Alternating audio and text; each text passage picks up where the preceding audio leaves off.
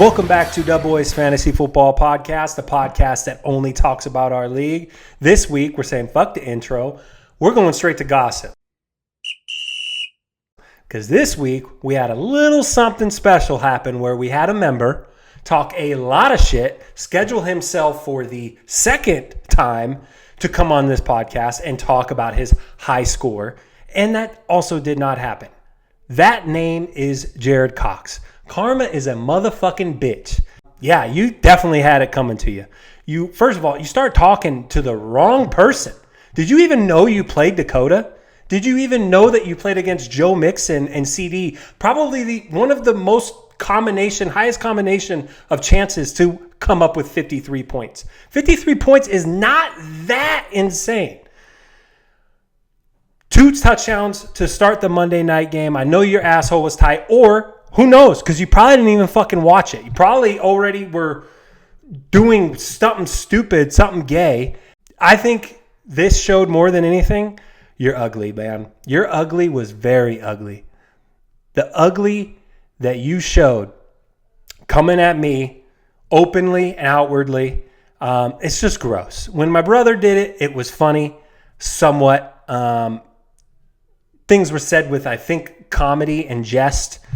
Yours was just ugly. I can be ugly. Everyone just is used to it. That's me. And I take a lot of heat for it. I have to wear that. Seeing it come from a guy like you, a beautiful man, thinning hair, but still a beautiful man, to see that coming from you is a little disappointing. It's very disappointing to see that kind of ugly show from somebody that's just simply better than that. 2-time champion. That was gross. To see you stoop to those levels and just look so weak, and then for it all to come back and bite you. Couldn't come better luck to a guy in Dakota who has a wagon of a team, who's been rolling, and he got that 0.04 victory over just a real cocksucker in Jared Cox. Scheduling your pod appearance, second time. Karma.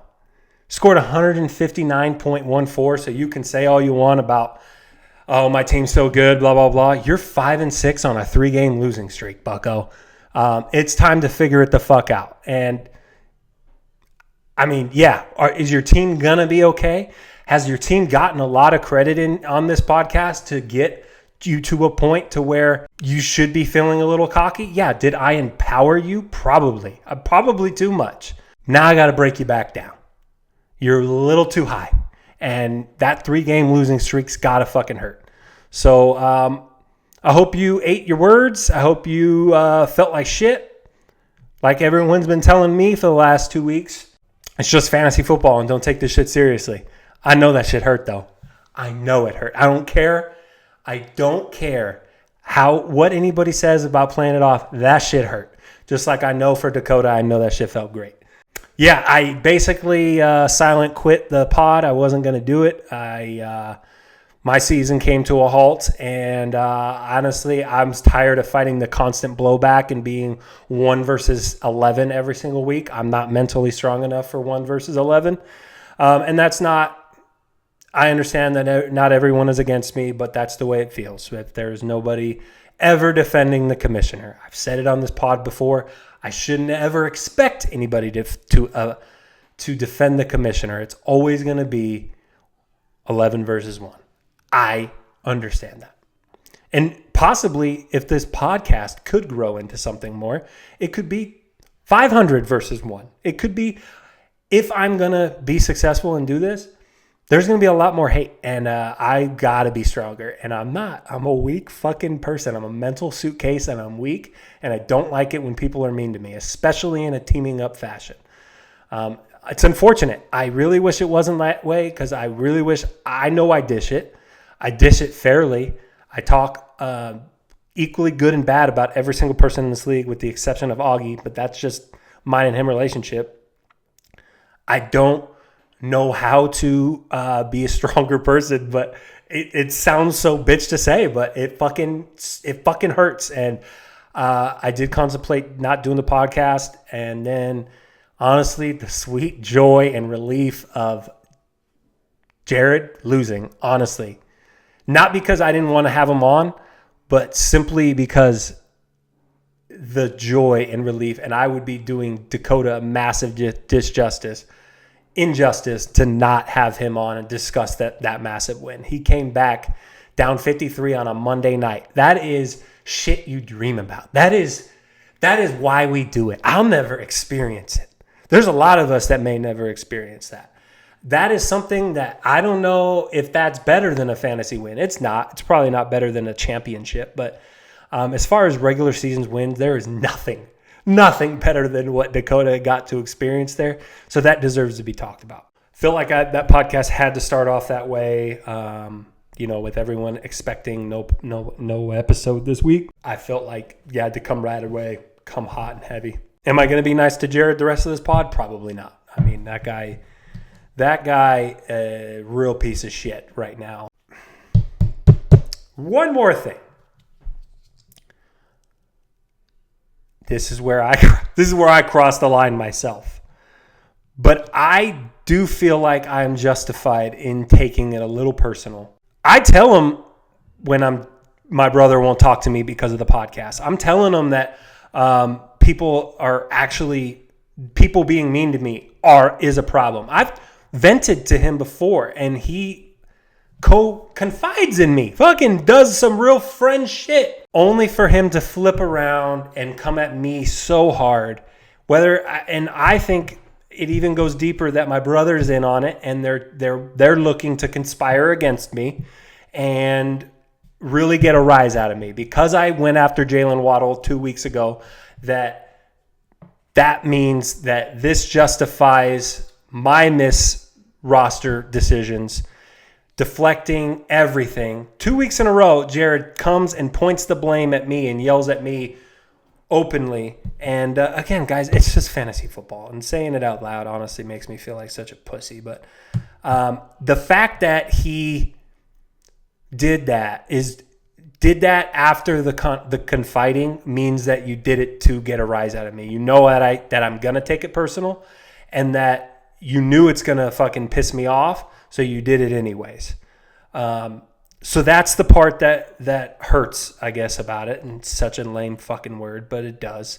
And that's why Jared can fuck off. And now I am going to try to be unapologetic from here on out. If I'm going to have a stance, I'm going to stand on it. And I'm not going to fucking pussyfoot and say it. So Jared's team, it's fucking good. But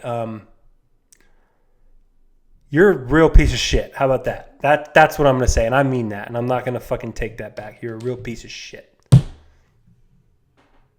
And on to the rest of the podcast. Dakota, welcome on. A guy who I know for damn sure he didn't think any shot in hell he'd be here on this pod today. I almost want to do like that Michael Jordan, like The Jordan shrug.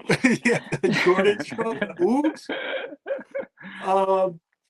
Congratulations, man. One of the most impressive, like, come from behind, all of it, all in one. I think everyone was rooting for you. There was a lot of moments where it didn't seem even possible, and then you start to mount the comeback, and then 3 minutes left in the game, it didn't happen till. So it was the roller coaster of emotions had to be a bunch. Congratulations. Thanks for joining. Yeah, thanks, BP. First of all, long-time listener, first-time caller. It's a pleasure to be on the show. Thanks for having me on. You got it, Um, man. yeah, Thursday night, it didn't look good. He had all the Eagles playing. You're down 50.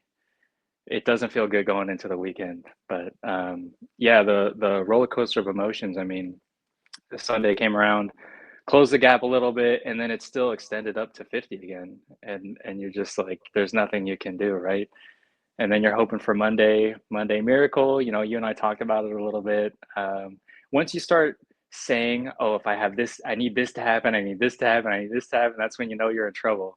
You're So cooked. Yeah. you're cooked. Dude, Yeah. So That's funny that you mentioned that because that's the very first question I actually had was we started this week. I don't know if it's a question or not, but it's a thought. We started this week probably talking about each other's situations and lineups more than we ever have. I enjoy talking to you. It's always a pleasure, but we don't talk full breakdown matchups, all of that. And we seem to do that this week. So it was perfect that this ended up happening. Right. And it started on Thursday night. Thursday night, you're like, I'm going to be down 80. Watch Yeah. this. You're like, Yeah. just cushioning the blow mentally. Like, Yeah. I'm going to be down 80. And I'm like, anything under 50, you're in good shape. And then sure as hell, like what it was fine until Saquon went off at the Yeah. very end, scored like 20 points in a minute and a half of football. Yeah, it was a 20-point swing. I mean, when you're 32 and you got three players and you're just like, yes, this is exactly what I needed. And Yeah. then the commercial comes, I walk back and it's already, wait, where did he score 50 at? Yeah. So, I mean, and then that sucks. You had nothing to defend yourself with. So, Thursday to Sunday, you're sitting on your hands like, I got him out of comeback. Yeah, and just real quick before that even happened, like that night, you know how Thursday you're just like sometimes you want to get a guy in there just to have some piece of that action, Hmm. and then out of nowhere, Harrison Bucker, goes on IR, has the knee surgery, and I'm like, you know what? Let me throw in Jake Elliott because Oh, if this yeah, you Eagles did are have scoring, somebody. then I'm gonna score some too, right? And this Yeah. guy's missing field goals left and Oh, right, my God. PATs. I'm like, oh my God, this is not how I wanted this to go. It was like the talking point on Friday shows was Jake Elliott is one of the worst kickers of all time. Like Yeah. it was bad. And I was like, man, that sucks for Dakota. Yeah. Jared already probably started talking shit, probably just packed it in for the week. But anyways, Sunday happens and you started playing well. Like everyone was performing, but also he was, and he just kind of kept this crazy gap the whole time. Yeah. What Uh, was there a moment during Sunday that felt like a nail in the coffin type moment, knowing you had your Monday guys, but like what was the moment like Yeah, he the one had that pissed me off, you're not gonna think of it, but it was Brian Thomas for sure. Like the Lions are steamrolling them, and then he has nothing, and then it's nothing? I fourth checked, I was quarter, making sure I was watching that. He had nothing. I was happy. and he just the garbage time was so real, and I'm like, oh my gosh, are you serious right now? And the same with JSN as well. In that San Francisco game, like, okay, DK's back. Like, I have Kenneth Walker, where he's going to get a healthy dose of carries, and it turned out to be the opposite. I mean, he was the go-to guy on Mhm. Sunday. You know, Yeah, I mean the rest of it, he he scored a scored bunch of every. points. He scored Yeah, 160 points, but the yeah, the big daggers was that Thursday that was crucial. Yeah, he had a couple scores on Sunday during the day, but then Joe Burrow at night, and yeah. that's To Joe when Burrow at the that's when the shit happened. That's when shit hit the fan. Yeah, and, Um, and that was again early. It looked okay for me. It looked okay, and then he just turned it on in the second half. yeah, T. Higgins going for long touchdowns. Shamar scored twice. It's just yep. like we couldn't stop them. And the Chargers have a really good defense, and they couldn't do anything about it. Yeah, and you were sitting there pretty defenseless again on Sunday night, and Yeah, that's when he was like in that 30-point gap where okay, Mixon and CD, he can Dakota's in this game. Dakota's in this game. yeah, Yeah, he has Joe Burrow, but if Joe Burrow just is a regular night, then we're looking at 40. I'm talking because I think everybody was almost doing that math. Our game of the week was awful. This was a game to lock in on. Peeler and Zach's matchup, we were locking in on. I think everybody had some close matchups except our DVL game. And right. one of the things we were watching is that all of a sudden Joe goes off, the chatter starts. Did Yeah. you know? How did you feel when the chatter was about with what's your comments on how Jared behaved in the in the chat on on Sunday night when it When came? he hits you with the Ertz, don't it? It just you're I just like, come on. If there's one shot that this is possible, let it be this week. Let it Joe have that that four touchdown game like he did last year. It's the Cowboys. I know CD is not the same without Dak, but this could be, it's possible. 50 is not out of the realm with the two guys that, I spent the most money on to do what I drafted them to do, you know? Absolutely nailed it. It is not like it is you needed Dawson Knox and like I don't know, Josh Jacob. Well, maybe Josh Jacob is a bad example, but they're Yeah. not like your two long shot guys on your team. Joe Mixon was your top scorer last week. Joe Yeah. Mixon is a top 5 running back in the league. CD Lamb is CD Lamb. Yeah, he doesn't have Dak, but dude, there's nothing else on that Cowboys offense. If there's any two possible players on your team, it's probably It them was two to those get two. 50. Yeah. And Yeah. it's definitely seemed so I provoked that thought by saying no respect for Dakota, and then he takes the shot at you with the it hurts, doesn't it? Whatever. Yeah. So but he was almost like he was coming at Zach. You guys, they weren't even playing. And then he was also coming at me Right, for hard, the high which score. I Yeah. understand that. Yeah, it was the high score thing. So, um, anyways, now we fast forward to Monday night. Monday night happens. The first touchdown, even the first touchdowns, I texted you. I said, what did I say? They said, "You're I wish saying it. there's a chance." I said, I wish it was. I wish it Closer. was Yeah. closer. I I wish it was wish it was just closer. a little bit closer because I could feel good. Because at that point, the Cowboys looked like dog water, and they didn't look like CD was going to get anything. Yeah. Like, damn, Joe could get 40, and it's not going to be enough. Yeah. That was the ideal scenario though. You wanted to have a running back with the lead, and then you wanted to have the receiver that was down. Because that's just a perfect recipe for how you're going to score points. Dude, it's great. You won by 0.04. That's the Actually insane. shortest, smallest margin of victory we've had this year, and it came on 159 points. Like the point four in the 90s is like, all right, you guys both suck. This was close. Right. Like to get that close and to need that, and you did it. That is one of the most impressive fantasy wins of all time. Happens in week 11. Um, Yeah, and how, I was already at one point, looking towards next week. All right, what do I got to do if I, win the next three games? I have low points scored for it. Am I going to make playoffs? And then yeah, out of nowhere, you get that victory, and it's like things totally change. dude, your team was getting a lot of hype because it's been playing well, getting healthy. Yeah. Just to zoom out real quick, you go from going under 500 to in the driver's seat. Now you're in 5th place. You moved up, I think, the most spots out of anybody in the rankings. This win was completely massive for you. So if you feel like you maybe used up a bunch of luck, that was a hell of a time to pull it out. Like your season, I think it wasn't going to be off on complete life alert, but this was a moment that I think you needed to have to become a serious team, and I think you did that. Yeah, for sure. That Huge, that dude. was a huge win. And then we're just trying to, take it one game at a time, ride that momentum. We're going for Braden this week for the sweep. No Josh Allen. You're feeling good. I know last time out he didn't have his, No Josh Allen, heavy no James hitters. Cook. Yeah, that's right. And then the last time he played, he put up a stinker. I mean, Wandale Robinson was his number one. George Kittle was on a bye. Nico Collins was still hurt. So you expect his Puka was best. fighting some Seahawks. He got ejected. So it'll be a different matchup this time for sure. But not having Josh Allen or James Cook is still a big deal. Like that, he scores a lot of those two score a lot of points. How are you doing on buys? What do you got? I got nothing for the rest of the year besides Joe Mixon week 14. But Oh, that's so one of the you're ready to go reasons. on a run. Yeah, I made all those trades for guys on buys, in the past few weeks with Donald, and now these guys are finally playing without any more in Damn, front of dude. me. All right, we might need to have you save some scorching takes to when you come on this pod more often then, because it might be that way. We might just see a new Dakota. Welcome to the NFL season, 6-5.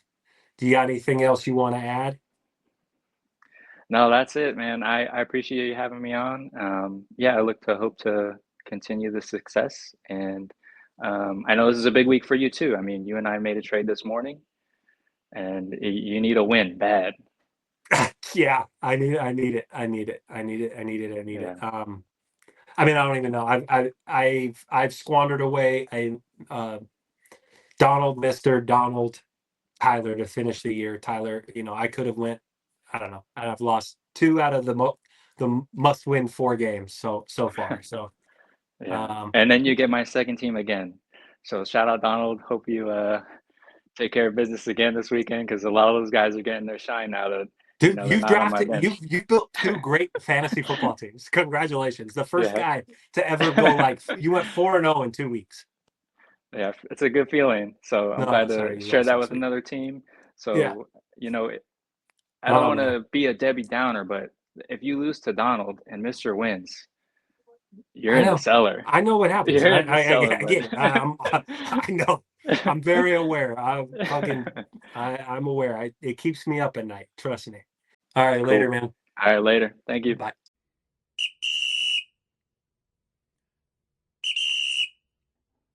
Vibe check. Now that all the gossip bullshit is over, I did tell everybody on last episode that I was going to play with the playoff calculator. And with only 3 weeks left to go, hoping some of the scenarios would be a little bit more crystal cut and clear. Let me tell you, there's a lot of numbers crunching. And I will send this to you guys so you guys can kind of play with it yourself maybe. Basically, I want to let the teams know that control their own destiny, and then the other ones who are not mathematically eliminated, such as myself, which is crazy, we don't control our own destiny. So, with one more win this week, Zach can clinch the playoffs. Won't clinch first seed or anything like that yet, but will clinch playoffs. He's got a 99% chance of clinching. I believe he can even at this rate, virtually zero shot that he misses the playoffs at 8-3, and 99% chance. Peeler will control his own destiny, and he has an 88% chance.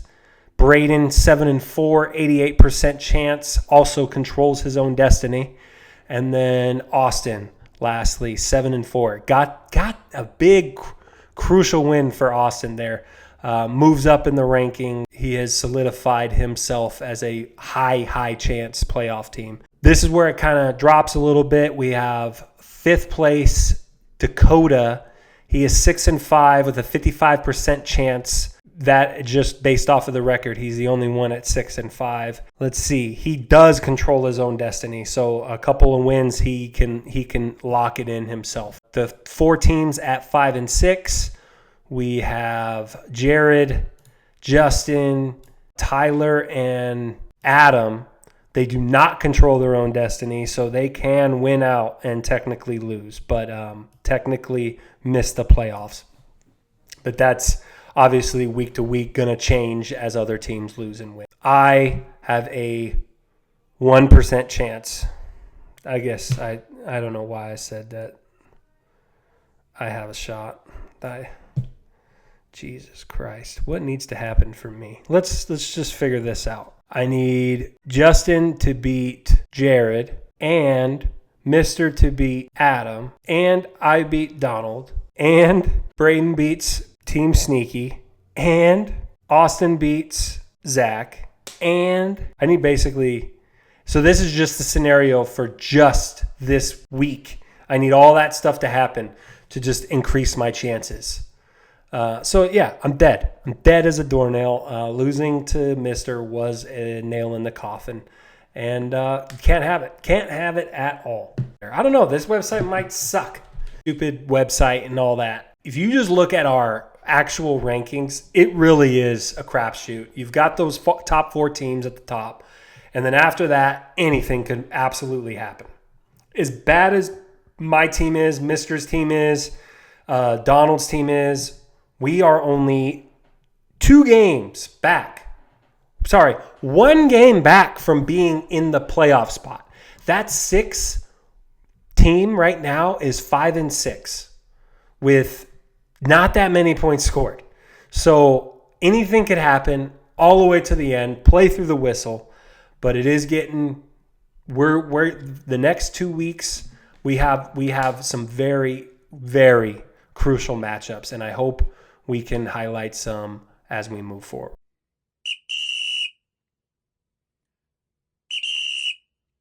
BP's complaining corner. I'm on a 4-game losing streak. I made the wrong starts altogether. Jared Goff, I got in a trade and very much thought I should have made that start. Reached out, asked for a lot of help, got a lot of mixed reviews. I did as much research as I possibly could. Checked every ranking there was. Pretty much all of them had Jordan Love higher. It was a bad start. There's literally nothing else I can say. Didn't score over 100 points, so hand up. I lost this. I lost this one. It is 100% on me. T. Higgins, I feel less bad about that one because, I fucking hate him. But hindsight, it looks like the worst start to have him on my bench was awful. And I think that my argument is that you could have said that if Calvin Ridley was on my bench. If he goes off, that would have been a bad start too. Jaden Reed, number 12 receiver in the league. That would have been a bad start, bad sit to sit him. And then you've got Devontae Adams. So they all sucked. They all scored under 12 points. And I lost.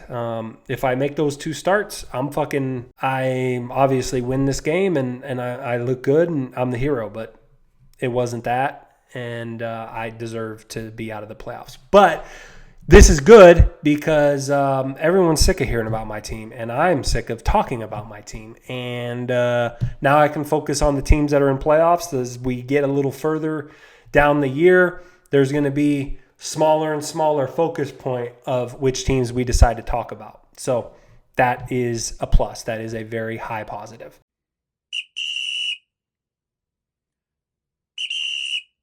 All right, trade talk. I'm just going to kind of rifle through these, give something quick on it. Justin and Peeler made a move. Justin had to get a receiver on his team to fill some roster spots. So he goes and gets Jacoby Myers and Tyrone Tracy for the IR guy on his bench, Isaiah Pacheco. Definitely understand what Peeler's after there. That is a massive, massive trade for the guy. As stacked as Peeler already is, it's a huge, easy yes for him. Justin's move, on the other hand, I get the move. I just think that Isaiah Pacheco probably could have gotten somebody better had he shopped him around. Tyrone Tracy is a viable running back in the league. I don't know how this changes with Danny DeVito in the mix. I really don't know about that offense. But on paper, Peeler wins this by a landslide. But I definitely understand the reasoning of Justin. Jacoby Myers, just my problem is Jacoby Myers might not get played for you again. If he was going to make you look good, it would have had to been this last week, and Jacoby Myers did not play well. I think he ended up with like 7 or 8 points. So I don't know how much you play Jacoby Myers moving forward in your lineup, even though you do have some pretty trash receivers. He's definitely better than Waddle, so we'll see what happens there. Then after that, we had a trade between Tyler sending Kirk Cousins and Ramondre Stevenson to Donald, Baker Mayfield, and Bucky Irving. This is straight up a move that Donald had to make because he didn't have anybody he could play, because he had more bye weeks. He's just selling the future. Good on him. All in all, even trade. I thought Ramondre, the best player in this deal. Tyler gave him up. Tyler may argue Baker is a playoff winning quarterback, a league winning quarterback. He didn't have one.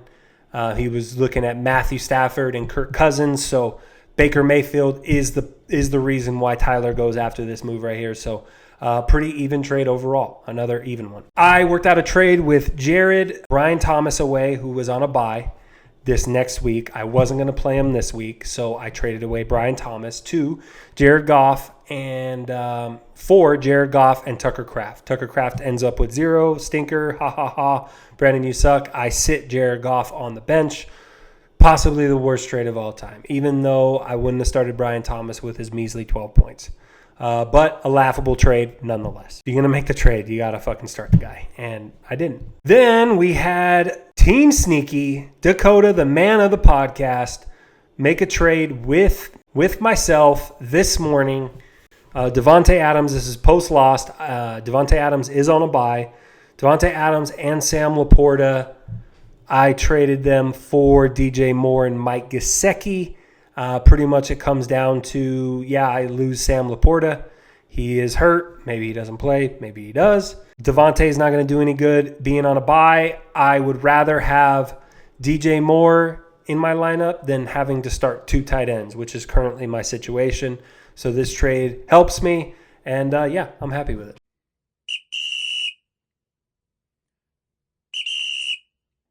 Game of the week. Obviously, this game was a dud. It was Augie versus Tyler. We threw it in the chat. Obviously, a lot of us wanted to pick the 1 versus 3 matchup, but I kind of swayed the vote a little bit, told everybody, let's pick somebody that was maybe on the verge of a do or die type of situation win. And that pretty much alluded to everyone picking, wanting to hear from Tyler, wanting to hear from Augie. And here's how the pregame vids went. Good morning, boys. We got another great fantasy football Sunday ahead of us. I knew you guys couldn't resist seeing my face once again another week. I thought the back-to-back week high weeks would get old for you guys, but I get it. I'll carry the league. I'll put the league on my back. I can do it. But I'm excited. Big week, first time being the BBL game of the week. Pretty excited about it. Wish I was playing someone a little better than Augie. I'm not going to lie. His team's not real impressive, but we'll kind of get into that a little bit later. Ultimately, I feel pretty good about my team.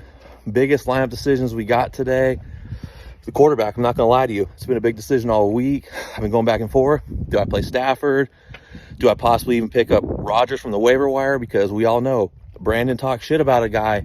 He's going to probably go off. So it would be awesome to play Aaron Rodgers and do that shit right in BP's face. But then I'm like, am I just being petty? I don't know. We'll see. Or I've even tossed in, maybe it's Mayday. Maybe I go pick up Drake May off the waivers and, maybe it's Mayday. Maybe he goes and lights up the Rams in Brandon's face. I don't know. And now I'm like, am I just focusing too much on Brandon? But anyways, back to me. So anyways, quarterback's still kind of up in the air. We're going to let it play out, We're going to see how we're feeling when it's closer to game time. Running backs feel pretty solid this week. Receivers, feel pretty good about Debo. George Kittle's been hurt in and out a lot this week. Not even sure if he's going to play. That's good news for Debo. He's on that grown man shit. Zay Flowers, down week last week. Tough matchup. They got the Steelers this week. That's always a fist fight. But we'll see. I'm hoping it's high scoring because the Ravens defense isn't great. So hopefully Russ can turn back the clock and get extra dangerous and put up some points and force Lamar to do what he does and hit Zay Flowers a couple times. So we'll see. Other than that, though, I feel like the lineup looks pretty good. I like the setup. I got some guys playing all kind of throughout the day, and even got a guy on Monday night, my kicker, to seal the deal. And you guys might be wondering what I'm doing. You're just walking back and forth. I'm just getting my car ready for the day. Got a day at the softball field. And you're like, you should probably be focused on your match with Augie. But Augie's team, you don't need to focus. It's okay. You can do other things while you're playing Augie. You can multitask. You don't need all the attention on it. His team's pretty bad. I'm not too worried about it. Honestly, the only thing I'm worried about going up against, if I'm being truthfully honest with you guys, there's one thing I'm going up against, and it's probably the hardest thing in all sports to combat. A lot of the greats have fallen to it. It's been shown right in our face over and over. But I'm fighting the BP curse, the Brandon curse this week. Because he's done all year is talk shit about Augie's team. So now that means, Brandon's been talking shit about Augie's team this week also. So now, like always, that means they're probably going to go off. But then I look at Augie's roster and I'm like, I just don't think, they don't got it. They don't got it. They can't do it. And I feel pretty confident about this week. I think this is going to be a start of my run into the playoffs. But all right, good luck, boys. Have a good day.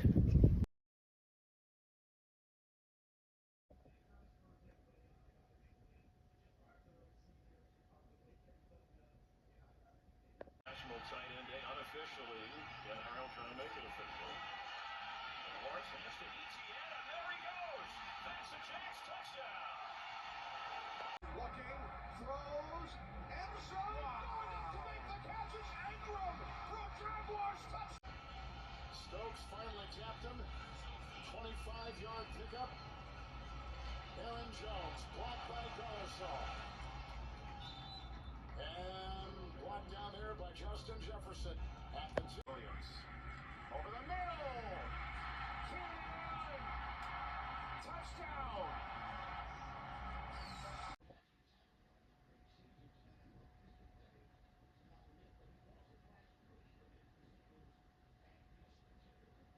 Tyler, great video. That was funny. That's how you properly talk shit about the commissioner. That's how you properly be funny. That's how you properly take digs at other people. Do it with some respect. And we could all take a page out of Tyler's book.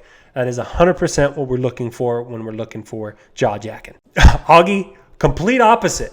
Absolutely zero effort at all. In fact, takes videos on the TV that he pulls up on YouTube, maybe a computer screen, I don't know.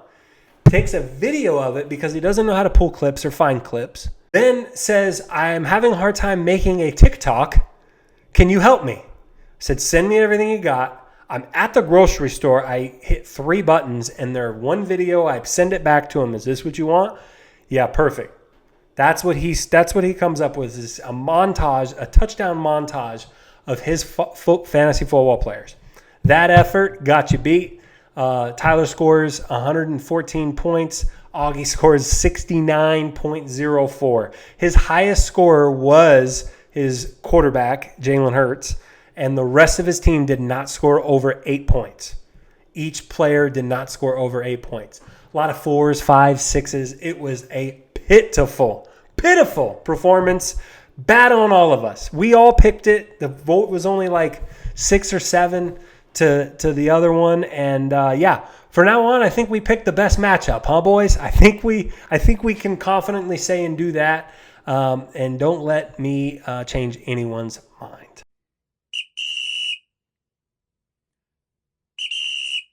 All right, now we're going to finish up the pod with the last segment of the day, Zach's starts of the week.